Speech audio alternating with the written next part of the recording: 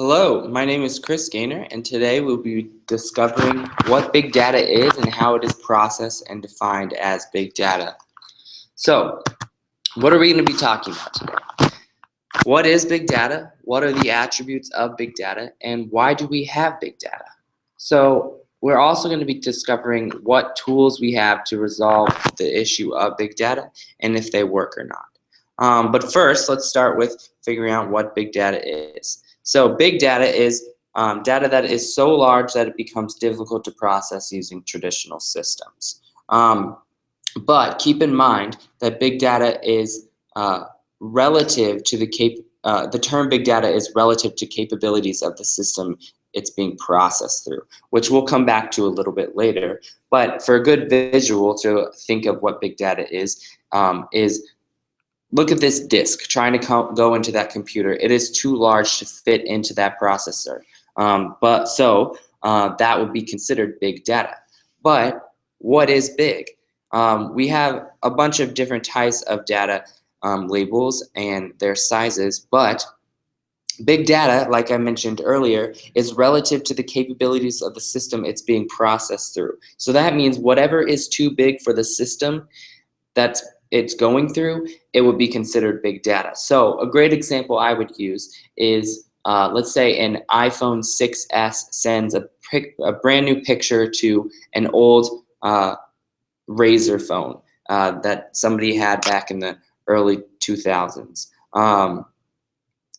So you are trying to load that picture on your phone, but it won't load because let's say it's 100 megabytes and the Razr won't load it because it's too large for the Razr's processing system. Then that 100 megabytes for that Razr would be considered big data. So there's no cutoff or no size that matters. It's just relative to the machine it's going through. But what makes it big? There's 3 V's, which everyone likes to say, is the velocity, volume, and variety. Those are what big data is made up. That's what defines big data. So velocity, the data comes at a very high speed, and the processors can't keep up. So let's think about this. If a car is going over 200 miles an hour, which I'm not sure if is even possible, let's change it to a train. If a train is going over 200 miles an hour and a radar is trying to catch its speed, but it's too fast and the radar can't keep up, then that data would be too big for that radar. Same with volume. If the data is too large for the processor to process, so take for example that picture earlier I showed you about the large disk going into the screen, that would be considered a big data because it's too large. And then same with variety. If someone sends you a bunch of pictures, videos, books, transactions, and public records, and your machine can't process it, that would be considered big data as well. So where do they come from? What are these sources? And we have 4 main ones that I want to talk about today, and that would be users, applications, systems, and sensors.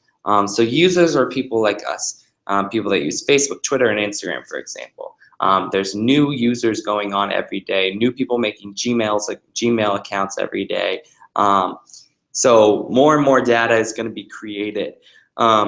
Same with Facebook, Twitter, and Instagram. And then also we have applications, so word processors, management systems, and flight simulators. So for example, let's say you download a 100+ document off the internet. It may take a while to open on your computer because your computer is trying to process all that data you just downloaded. So let's say it did download and it showed up on your computer. It wouldn't be considered big data. But let's say it downloaded and didn't show up on your computer, then it would be considered big data because it was too large for your computer to open. Systems like Mac OS, Microsoft, and any other operating systems are used as a tool to kind of process the data, but also they are big data themselves. So a Mac OS system, or for example, Spotify, that sorts through all the music online. So that kind of is a big data system in itself. And then sensors like streetlights, microphones, police radars, these all take in big data. So going back to the train example of the train going so fast that if there's too much data going into the police radar, that's an example of big data. But these also take in data and can create large data that we can't process ourselves. So how do we fix it? What do we have that we can sort through the data? So we have traditional systems, which is the systems that are not big enough to handle big data. There's not enough power behind them. So going back to the Razr, that processor wasn't big enough to take in that picture that the new iPhone 6s sent to it, so it was considered big data. But let's say you gave that Razr a new processor somehow, and it was able to download that picture that you sent it and view it. Then it would be not considered big data. And then we also have big data tools like HatUp, but we'll explain that in a second. Their big data tools are created to handle big data, but it's sometimes not enough. So take, for example, HatUp, which is a system that cuts through big data. So remember, going back to that picture of the CD going into the processing system, what HatUp does is it cuts up that CD and processes parts of that data individually. So then it kind of tears down the big data.